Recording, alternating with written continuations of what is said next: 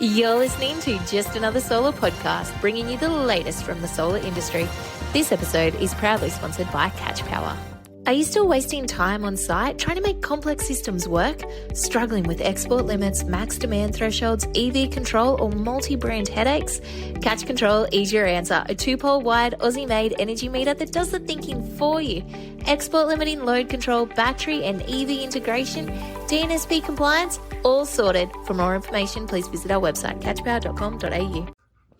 Welcome back to Just Another Solar podcast with Luke Beattie, that's me, and Karl Jensen. G'day, Karl. Coming to you from in front of you today, Luke, and the weather forecast for WA is rubbish. So apparently I brought some rain with me, and you haven't seen it fall from the sky in a very long time over here, so you're welcome.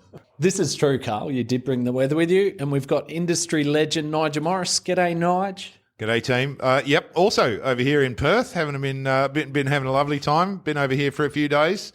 You're right, it was atrocious today. The last couple of days been beautiful, though. That's true. And we're missing Jess, MacPherson. We're going to get to where we are and why we're here, but there's been a fair bit going on in WA. We've seen a massive influx of people from the industry come across, and it's actually been a chock-a-block week. Nige, the pinnacle for you was the SEER conference today. How did that go? Actually, I'm going to take a step back. The SEER conference was great, but there was a go-karting event the other night, which I'm going to just lead off with because we held a little function with a bunch of suppliers. Wonderful electric go-karting experience. And I seem to remember taking a bet with someone about who might get the fastest time there beats. Okay, that's right. Yes. I asked if you wanted a wager. I thought we'd do something small, but it turned out to be $50. We shook hands very quickly. Yep. And there were 2 races though, Nige. 2 races. We got 1 each. Yep. So it was only on, it was a slim margin. But the important thing was you lost and we had a great time. I'll give it to you, Nige. Yes, you got that in there. So that was the pinnacle, but you also had the SEER conference today. Yeah. It's been a roller coaster, actually. SEER was great today, really good turn up, about 100 people, so another pretty much sold out event. Really good feedback on the quality of the presentations and stuff, and I think everyone pretty much enjoyed the day and got a lot out of it. I've spent the last couple of days travelling around Perth. I'll tell you, the low light of my trip to Perth was I actually had a couple of appointments cancel on me, and so I thought, right, I'm going old school. I'm going to cold call. I'm just looking in Google, I'm finding solar companies, and I'm cold calling the crap out of this industrial estate. So I spent the better part of half a day just rocking around industrial estates. And whilst that's challenging, it was really, really good. It was a really good experience. I had 2 really, really good meetings, and out of the 12 cold calls that I do, 10 of the businesses didn't even exist, weren't even there. No joke. No joke. They just big profiles on Google and blah, blah, blah. But there was just, doors were closed. Signage had been pulled off, completely gone. So it was a bit telling, actually, a little bit depressing, I must say. Well, Nigel, you were saying that some of these places didn't exist. We did see a post on the WA installers group where someone posted anonymously that their business had unfortunately folded waiting for this battery rebate, and there wasn't a lot of work on. So it is important to note, it's the whole country that's struggling at the moment while we gear up, everyone making tons of sales. Not a lot's actually getting done, and that's really hard for the industry. It's true, mate. And we saw Warwick Johnson, SunWiz, the data says that we did approximately 70,000 battery installs last year. And Nige, what are we moving up to? Pretty safe to assume that once the scheme gets rolling, which clearly is going to take us a little while, I think financial year, so July 1 to June 30, over that next 12 months, I'll put that $50 right back down for you, that we'll top 200,000. The DCCEEW, so the government department that's managing the Cheaper Home Battery Program, has published all the details. So we've seen that it's on-grid and off-grid. There's been a fair amount of talk about this, and companies who have been pre-selling the rebate are also looking at it and hoping it aligns with them. One of the things that stood out for me is that the inverters need to be CEC listed, even if it's a legacy system. So if you have a hybrid inverter that has a compatible battery market, if that inverter has fallen off the list, you can no longer install the battery and get the federal rebate. That's right. And in fact, just to double down on that, we heard Nigel Wilmot talking about the state regs today, and he mentioned that legacy inverters, so existing solar systems, if you're upgrading and adding a new system with a battery, when CSIP comes into play later on this year in WA, the legacy systems have to be controlled as well, which we know was problematic in Victoria. There's some funky regulations How's to that deal going with. in Victoria? Because Catch Power are very much involved in that as a third-party solution able to make multiple devices work. Is it still a massive problem in Vic? It's not, because several of the DNSPs decided that they would take that requirement out of their regulations temporarily. Now, they've all told us they want it in, and AEMO says you need it in because there's a lot of assets out there that they want to control. So I don't think legacy requirements are going to go away. In some cases, it's straightforward. If they're more recent, if they're newer systems, it's quite straightforward. We can do multi-brand. When you get to older systems, you really have a big problem. And we do have a solution that we're getting ready to launch, but it's crude, but it's effective. We can make it work. It's going to use DRM. So we'll be able to DRM the old inverter off, because anything up to about 16 or 17 years old is DRM enabled. It's literally a DRM signal that just goes to 0%. So we effectively give the inverter a signal that says go to 0. Jess MacPherson isn't here, but you did have a chance to catch up with the Federal Climate Change and Energy Minister, Chris Bowen, a couple of days ago in Adelaide. So we're just going to have a listen to the interview now and then bounce off that. Well, I've got a couple of quick questions, pretty similar to what you've been saying so far. I don't think you'd be nothing too spicy. So if I can, the Cheaper Home Battery Program is a huge opportunity. What is your key message to industry about this scheme? We've got to get on with it. Obviously, we will continue to make sure that all our safety standards and quality assurance standards are rigorous, because that's what the Australian people want.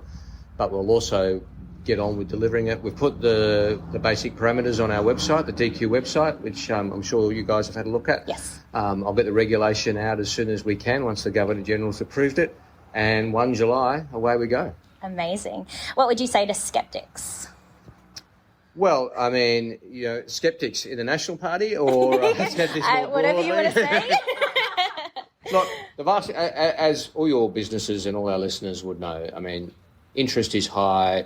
Installers being deluged with interest. That just confirms to me, if we needed confirming, Australians are on board. Yeah. They've just been waiting for a signal like this to get on with it. And when it comes to batteries, we've put 4 million solar panels. 4 million houses have solar panels on their roof, which, as we all know, is a world record.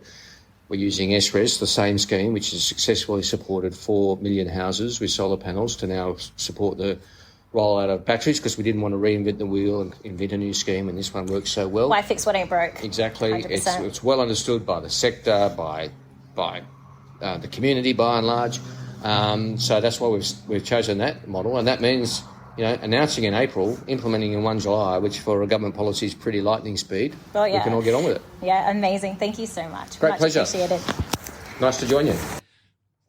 All right, so there you go. Very positive from Chris Bowen. And Jess, we miss you now, but we'll see you next episode. One of the things I found interesting is that Chris Bowen said that the federal scheme will be stackable with any state schemes. But we've already seen in New South Wales, the PDRS in New South Wales says that you can't stack it with any other scheme. We're waiting to see if that's going to be modified. In Victoria, they've said that they're going to end the no-interest battery loans, which have been going successfully for a long time. So they've said there's 1,000 more places, which might be a week's worth. And then in WA, there's a fair amount of speculation that they may halve the $5,000 rebate and add double the amount of positions. But the problem with that is we're 5 weeks out, and as of recording, we don't have the full scheme details.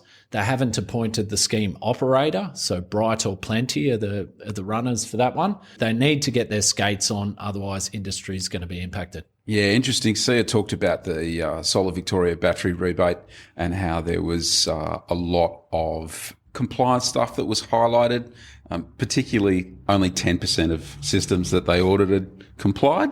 There were a lot of issues around labelling and energy safety type stuff. So I think it's disappointing that Victoria has nailed that scheme or brought that scheme to an end simply because there was a large amount of systems that were audited.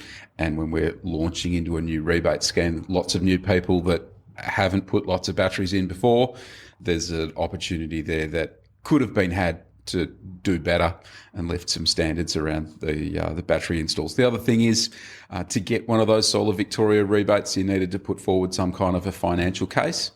And in not having that rebate there, I don't have to put forward any financial case to the customer at all. I can do whatever the hell I like.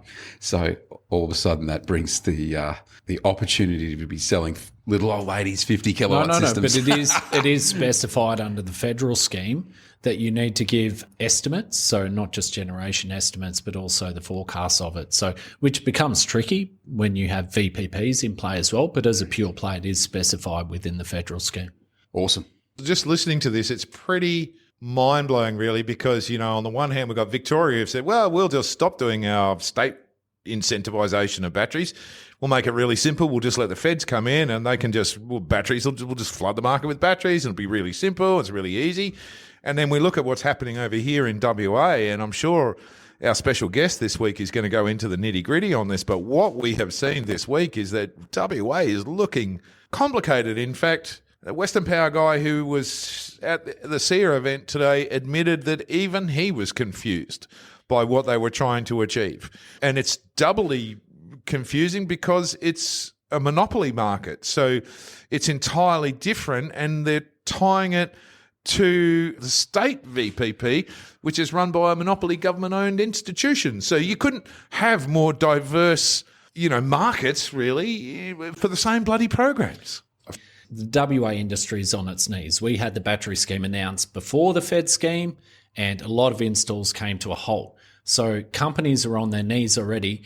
If you want to do mandatory technical requirements from day one, we've seen in Victoria that we're still at about, on a good day, 50%. 50%, that's right. Commissioning of systems that are compliant. Yeah. And we've got issues with systems that have been out there for 2 and 3 months. They update the server and something happens and they go to zero low export. We know that the WA industry and Australia now, because a lot of things have come to a halt, cannot manage very technical requirements that are going to impact on industry. We need to be able to implement it in consultation with industry in reasonable timeframes that isn't going to fuck it for everyone. Yeah, I couldn't agree more. And I think, the interesting thing here is, the value of the battery sales that are going to flow out of this makes this a multi-billion dollar industry each year now, right? It is between solar and batteries. This is a big industry. It's a big economy. It's a big employer. And I think the Western Australian government, and who owns the generators and who owns the network companies, if it goes wrong, it's very, very clear whose fault that is. And they better really think very, very hard about the consequences for business. Karl mentioned before, we've already started to see those cracks appearing. They really want to be thinking very, very hard. This is not something you should do lightly. It is a big industry. It is a big business. There are thousands and thousands and thousands of people employed. I hope they actually get their shit together and get rational about this. I hope so. We're going to get some first-hand stuff in a second. Before that, 2 quick shout-outs to Charlie Caruso, the General Manager of the Smart Energy Council in WA, who has been fighting tooth and nail to make sure that industry is represented in front of the policymakers and the people who are making decisions around this. And also Wayne Smith from the Smart Energy Council. We found out that he's resigned from the SEC. I don't know if he's retiring or moving on to greener pastures, but those who don't know, Wayne Smith is a politician whisperer in Canberra. He's very much engaged with any issue to do with our industry.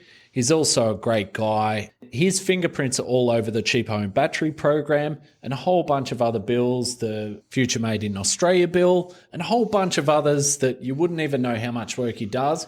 So thank you, Wayne, for your service to the industry. We are going to get him on. He's coming on an episode in the next couple of them so we can pat him on the back and tell him how great he is. But thank you, Wayne, for your service. Okay, so the reason that the three of us are here at Positive Energy in Osborne Park in WA is that Positive Energy have just had a showroom launch. To be honest, these guys have been around the industry for years and they're a force for good products, for good service, for taking care of everyone. I use this very lightly, Nige, because we have one industry legend in our podcast, but these guys are local legends in WA. Genuine legends. Today we have Louis Stone from Positive Energy. How are you, Louis?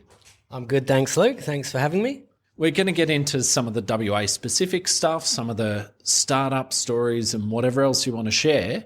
But first of all, do you want to give a brief on how Positive Energy came to be and just a journey to get where we are now? Sure. So myself and most of the Positive Energy team, we've been doing this for 10 to 15 years. We've had a lot of time spent together over years in the industry. And to be fair, we 5 years ago pulled what we think is some of the best people in WA together across all aspects of the business and started Positive Energy Solutions. So everybody knew what they was doing when we started, which was a big tick. And now we're here today to celebrate our new office, which is something we're very proud of. We started the business during COVID, which not many people do. That was a challenge. So we're here and kicking goals, which is great. So you and I have been around quite a while, Louis. I pretty much remember you guys to the REC factory in Singapore, also taking you to the Fronius factory and Intersolar in Munich. You and Infinite Energy. Obviously, there's all of the Infinite Energy crew here, so great to see all of those guys. They were my first $1 million account, and I don't think I've had $1 million account since. We've worked together for more than a decade now, so it's great to see you opening up your new showroom and all these new guys that are employed. It's really exciting to see you do so well, mate. We're really proud of you. Oh, thanks very much. And just on that, Aidan Jenkins, who gave me my start, he's here. Rowan McGlue, the Infinite Energy guys. That's what led to me being where I am today. Because may the force be with you. Yeah, that's it. I mean, to be fair, I didn't have a career. I didn't go to uni, and we're a genuine company with a good reputation now. So hats off to those guys for letting me get here. The interesting thing is we're sitting in let's call it a humble little space in the back office where I visited you guys a year or two ago, and you guys have built this fantastic facility out on the back. But the reality is, of course, that what you're confronting right now is a challenging business environment right at the moment because there are unclear rules and regs around what you can and can't do. WA has traditionally been fairly strong for batteries. You guys have obviously got amazing technical expertise and competence around that kind of complex engineering stuff. Two questions. Number one, where are you at right now? You know, is it painful? Is it catastrophic? Is it just a bit of a blip in the ocean? Where do you feel like the market is at right now? And number two, are you excited about what you see in the near future? We're excited, but at the same time, it's been painful and catastrophic. I'll give you that. All of my staff, and credit to them, since this announcement in WA, nobody has had less than a 10 to 12 hour day, 7 days a week. Wow. And a lot of the time it's information giving. It's just taking up our time. As a business owner, I'll tell you, it's really disheartening to work 70, 80 hour weeks and have people wanting information, say, in a negative way, you didn't get back to me in 2 days. So that's something I've never had before, and it's very hard to bite your teeth when everybody in your family's upset at you because you're not spending any time with them because you're working 10 to 15 hour days, and then people thinking that because you didn't get back to them in 48 hours, like you guys are not thinking about me. So that's something I've not had before. Well, some of them are really complicated, right? So I've got this on the wall. Yep. What should I do? Yep. And it turns out very difficult to find the right solution for everybody, particularly given a lot of the hardware. We've said this stuff's going to last for 10 years or more. You're buying high quality gear, and you've always sold high quality gear, lots of Fronius on the wall. And ultimately now we're in a scenario where we've got a heap of snap inverters on the wall, and people want to know what they can do to make good of what they think is a terrible situation or whatever. And everybody's solution's different. Correct. And even on that, with the people coming to us that have a Fronius, they're saying, I've got a BYD quote, for example, at X price, and they've got a Fronius inverter that can't have a BYD. You know, there's so much misinformation. There's so many people. This is a good one, actually. So today alone, 2 companies within walking distance of here we've heard about that are bottom end prices, and both of those 2 companies within walking distance are not here. It's likely they're over East companies coming here for the rebates. One has got 10 Google reviews. Those 10 reviews was 4 weeks ago, and it's just down the road here. The other one is, we can see from here, that was another solar company's virtual address a month ago, and now it's already another address doing the same thing. So there's so much confusion. There's so many people, I think, trying to take advantage of this, to be fair. So they're over East or they're startup company addresses and trying to, make money. And that's something that's been a challenge to us as a business, to be fair. And that's something that has been pushed with the WA government and EPWA, and saying that how can they put in guardrails to make sure that the WA companies are at the forefront here and they're not pushed to the back. Because I can say that when Solar Vic launched, and they had that scheme where they said, right, whatever time it was, 8 a.m. on this day, we're going to release the tranche of rebates. And it basically in a month, it flipped the STC leaderboard on its head. So those who were leading the STC leaderboard were thrown out by those who had an office, let's say a virtual office of 200 people in India or the Philippines or whatever, a phone company, to be able to do it. A call center. There's been a fair amount of conversation, and there may be some weighting based on previous STC staff. Yep. It's not just an address in WA, but we're really interested to see the guidelines that they put out there. But once again, we're 5 weeks out from the scheme, the WA scheme starting, and we don't have the full details. So yeah. So on that, I mean, if we go back, let's say 2 months, this business ground to a halt, as did most other solar companies in WA. I saw you in the media. You had the news crews here, and it was actually really good, because it wasn't a woe is me. You were just saying, hey, we've bought up batteries, we've bought up stock, and now we can't install it for a few months, right? Yeah, so that's true. We consider ourselves a solar. A lot of companies are solar companies. We had no problem selling battery storage to people before this. We're all for it from July. That's fine. But announcing that pre-election vote grabbing thing, that's okay for him, I guess. But the impact it had on me as a business owner was extreme, to the extent of close to $500,000 worth of stock that we paid for, that we were not getting paid for, because all of those customers said, hey, I need to be installed after July, and I can't argue with them. That's my problem, not theirs. But it's just extremely tricky situation, and I think they should have learnt from Victoria and New South Wales on that, and they certainly were told about it. That's just, caused a lot of stress for our business. Let me jump in, Louis. The reason why you're selling lots of batteries before is because WA has about the most expensive peak rate power with smart power anywhere in Australia at 57 cents. Is it 55, 57? It is. It's up there. And we also have people that are willing to buy batteries in WA, because if they're educated, they will happily see that, okay, that's for a battery, it's a decent amount of money, but it's a good investment. So we were fine. I mean, we were number 2 in WA, and the only wholly WA owned out of those two for battery volume last year. But that came to us a standstill when this announcement came. How do you get through? And are you not going to? Don't give away your business secrets, of course. How do you get through these tough times? Because this is classic solar coaster territory, right? It's classic. We've all been through it many times over. One way that you can get through these kind of situations is with the support and help of suppliers. How have your suppliers been? Have they been understanding and good to you and giving you the kind of extended credit terms that are going to help you get through this?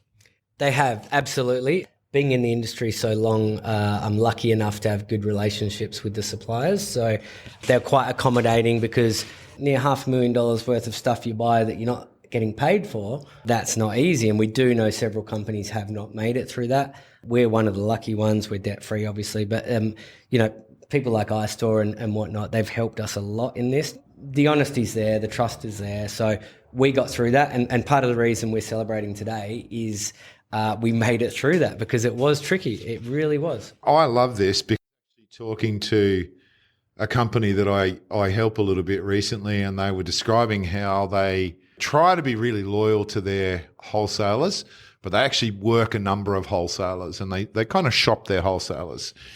And I explained to them, okay, that's fine. I get it. You can knock 5 cents or 10 cents a watt off here or there or whatever. But when the shit hits the fan, if you have been solid and loyal and throwing the majority of your business to one partner. When you get a scenario like this, then your wholesaler is going to help you. They're going to support you. They're going to dig deep because you've been loyal to them. And I think it's a classic example of how that can pan out. Are there any other things that you can share or will share about how a business survives something like this? Trust is everything, and at Positive Energy, we have built trust over a long time. So saying what I know about our business, we're absolutely good. We have full trust in the people that look after us, and we look after them in return. But this industry doesn't have everybody in the same scenario. So those people don't get as necessarily looked after as much as the people that are the trustworthy people that are genuine and do the right thing by their customers. So I think the good survive and the bad fall off the ship, to be fair. I think it's true, and I can speak firsthand that you work in a partnership model because we've worked that way for many years now, prior to Positive Energy. Yep.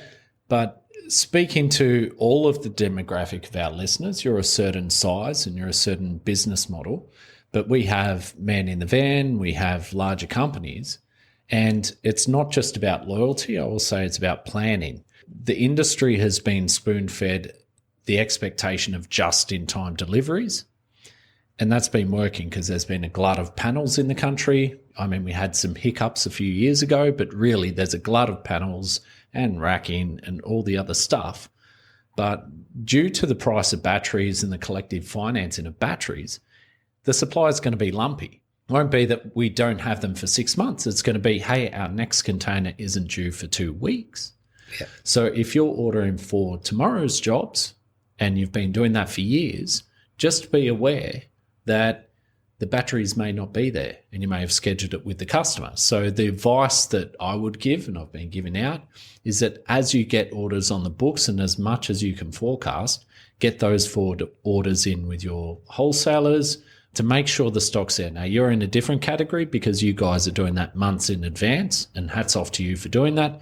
Not everyone has that luxury. There's guys who are installing panels, doing their books at night, following up their leads at night and doing that sort of thing. So my advice to you guys is to get some forward orders in with your wholesalers, with forward dates in them, and get your name on some stock, not expecting the batteries will be available for tomorrow's install. Yeah, obviously out there talking to lots of people at the moment, and they say, oh, my ex-wholesaler has always looked after me and we've been a regular customer.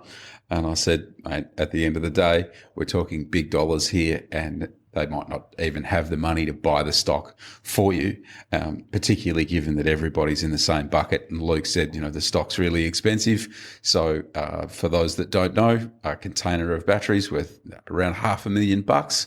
I'm sure it goes up from there, depending on whose battery you've got in it. But $500,000 a container is a lot different to $100,000 for a container of panels. Thankfully for us, most of it is sold, and there's obviously a few uncertainties and some tricky bits in that, but to survive as a business, we've got to sell to people that want batteries over twiddling our thumbs for the last 3 months and doing nothing. So I mean, in the short term, I forecast battery shortages, I forecast battery installer shortages, and I think anyone that thinks differently is crazy. I mean, we've seen that in Victoria, New South Wales, and now we're coinciding WAs with a federal at the same date for a launch. I mean, one's enough, right? Yeah, one scheme to implement on one date is hard. It's going to be insane. Nothing short of insane. And that's what I'm saying to these potentially smaller companies selling 1 or 2 systems, thinking they're going to be able to get that stock after July. They're dreaming. I wish they were not, but you should not be quoting products unless you're getting it now, because otherwise your customers are not going to be happy with you. We saw this with Powerwall too, right? 800 one day, 600 the next day, 0 the next day. Yeah. And look, hats off for Solid Juice for carrying that much stock for as long as they did when the new Powerwall came out, to still have stock of the old unit, which has a different sort of application, was a good business strategy for them, and I'm sure they're happy to see them out the door and paid for. Yeah, and we're actually getting asked to quote on the Powerwall 2 quite a lot lately. I'm quite hesitant to, because I'm not sure whether or not whether Tesla will keep that on the approved list next year. I don't see that happening? And then on top of that, is it going to meet the requirements? So there's lots of other, we're getting hit this every day. I've got a Powerwall 2 quote for this much. Can you match it? And that's just a risk for me as a business owner. I'm not sure, to be fair, that we can get the battery rebates on these things. Powerwall 3, absolutely great. But I don't know. We just have uncertainty on so many things. And I'm not sure if Powerwall 2 after August will be part of it. Louis, you and Danny Overd, who is also a director at Positive, were top sales guys for years. And then ultimately, Infinite got bought out by Sumitomo and things went downhill from there. Infinite's no longer around. Thanks to Omnidian, they're actually being serviced and the customers still have warranty support and everything else. But then you stepped out, became a director, started a company, which tonight's a testament. The room full of people, seeing the quality of the people, seeing where your company has come is massive. Do you have advice to these top sales guys who are working, doing the big numbers, who have aspirations to start a business? What advice would you give them? That's a good one. Between myself and Danny, shout out to Danny, we were, I guess, consistently, if you like, the top dogs at Infinite, which is nice. Between us, we worked a lot harder than anybody else. We worked a lot harder, and not harder, to be fair, longer. We were both doing 60-hour weeks. There's no doubt about it. Everyone did 40-hour weeks, then we'd all be selling the same, to be fair. We weren't necessarily better. We worked longer, harder. And to Positive Energy's credit, we've got a lot of the best from there. So shout out to Rory, Neil. We've got, Mark Stevens, obviously, is very good. We've got a lot of knowledge in Perth. But if you want to do well in Perth, you have to work hard. Honestly, sales does not stop. I've done deals at 3 a.m. Lots of people, Mark Stevens, like some of his emails to me are at 3 a.m. We don't stop. A lot of the other companies, they might have the knowledge, they might have the dedication, and they might sell the same as we would in a 40-hour week, but the people that work longer and harder will be more successful, and that's the industry, that's sales. Mic drop. Mic drop. Mic drop, indeed. Thanks for listening. Pretty straightforward, Louis. And indeed, Luke and my boss, Dom, he said, the aim back in the day, 20 years ago, was to beat Solar Heart. And he said, we got up earlier and we were still working later. So, that one rings true. You get out of it what you put into it. So, to be fair, we've got 2 new starters that started about a month ago. Both have the bug. Both are really, really into it, Aiden and Maddie, and selling a lot. And they've got the love. They've got the capacity to work long hours, do the sales, and they're doing really well. And it does actually remind me of me from let's say 15 years ago. So the carrot's what it looks like in the comms down the line. So the carrot just keeps going further away as we get closer. But I guess the comms start flooding in once the work starts getting installed. That's it. I mean, but I was telling them the other day, they're brand new. They've learnt everything. They've put in the hard work, and they've timed this better than anybody because we've built a good reputation, and now we've got these battery rebates, and they're keen and eager, and they're going to do really well. And the good thing is they're people, and that goes a long way, and I'm super proud of that. There was some talk that some batteries that are being sold aren't going to comply. So that's a little bit scary that people are quoting stuff that isn't going to comply. So Nigel mentioned that at the SEA gig. So, let's hope that the stuff that you're selling complies and that you can install it. That's it, absolutely. I mean, I think, to be fair, there's a certain unknown about everything in this. So personally, as a business owner for us, it was about after 2 weeks of sort of sitting on the fence, we're like, we need to be selling because people are asking us to sell to them, and we needed to sell to them. So we did. If there's anything that comes into fruition that means any of that is not able to be installed, of course, we'll be going back to the customers with that. But it's unknown, isn't it? It's a huge one, and there was a couple of warnings delivered today again at the SEA event for people for retailers and installers to have their eyes wide open around their terms and conditions, whether it be the products that they're selling, whether it be any commitments that you may or may not make around rebates. All of those things have to be covered off in quite strong legal terms to protect your business, right? And that's it. And then on top of that as well, for this whole battery rebate, the amount of extra work and stress on phone calls, on people walking in with questions, we're just information givers. And one of the really, we were getting, am I going to be eligible for the rebates, obviously, but another massive one for us is like, I've been told on the radio that the government says do not pay a deposit for any system. And that's a tricky one because I can understand the logic in that. I absolutely can. But if we didn't take a deposit on systems we sell, we're not here. That's the reality of it. Like the whole industry in WA came to a standstill. The people across the road, the 2 or 3 companies that I could name right now that I will not, that are not in Perth, they've got an address that is not here. They're taking deposits. That's what they're warning against. And I'm all for that because these people, who knows if they're actually going to come to town and do the work. Well, who knows if they're going to be eligible because there's been a strong mandate to have WA companies. This is for the WA rebate, but also for the federal rebate. We've just got the details. And up until the point when they came, and same thing I say about the WA rebate is we don't know till we know. Yep. Now, I understand why companies are selling. Like you said, you need to make sure that your quotes and your contracts are very clear so you're not liable, you're not on the hook for that. And then I get forwarded to me some offer $99 for a 10 kilowatt hour battery. With a free cricket ball. Yeah, free cricket ball. Don't forget the massage chair.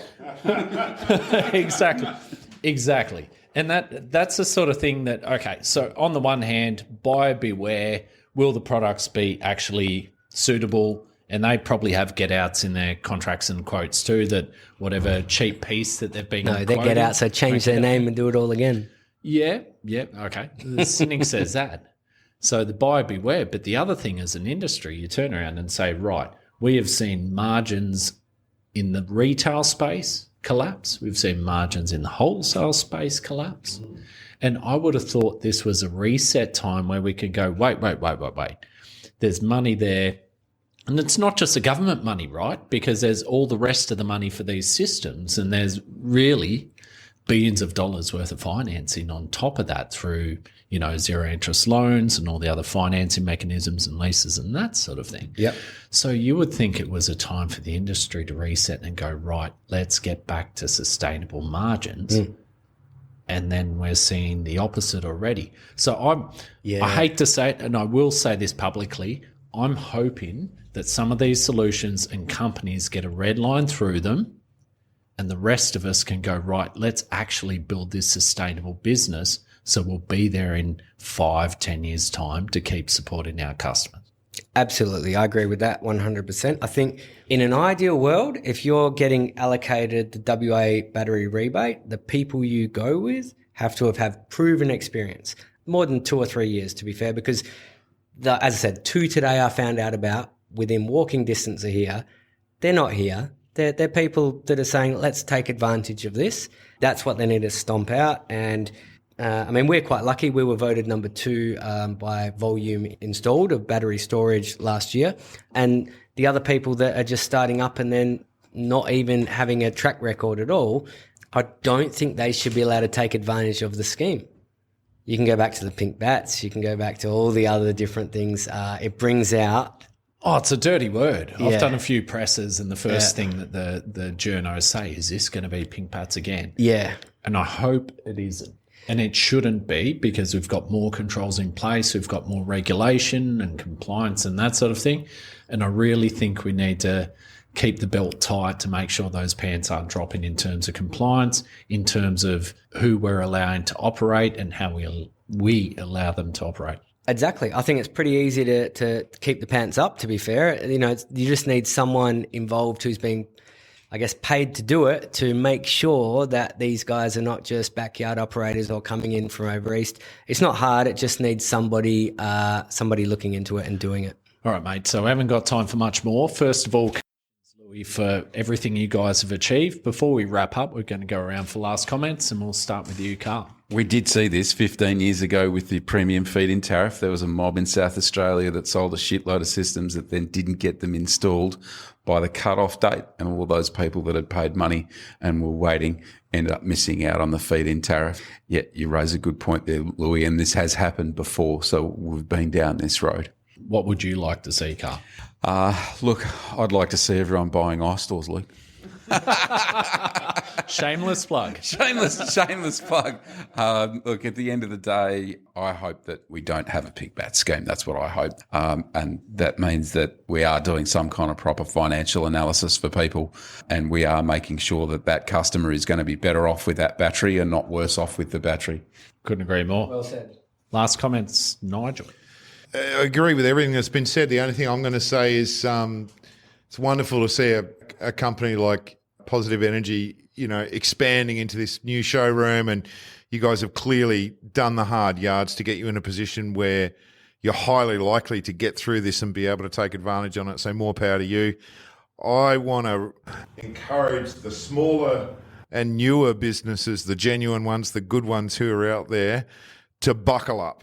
You can get through this. Lean on your peers, lean on your industry associations, lean on people who you can get mentoring advice from to get through these difficult situations. Guys like Louis been through it many times before. It won't be the first bump on the solar coaster, won't be the last. If you are out there and you're struggling, don't struggle alone. Reach out and ask for some help. Great advice. And Louis Stone, Director of Positive Energy, congrats again. And last comments before we wrap up. Last comments. I mean, it's just an exciting time moving forward for this in the battery space. It does remind me of the 47 cent feed-in tariff of a world gone by a long time ago, but it's just got to be done right. So if you're a good company, if you're a good supplier, then it's all good. But yeah, tread carefully. That's all I have to say. Thank you. Great advice. Thanks for coming on, Louis, and thanks to you for listening. Please remember to share, subscribe, like, and we'll catch you next time.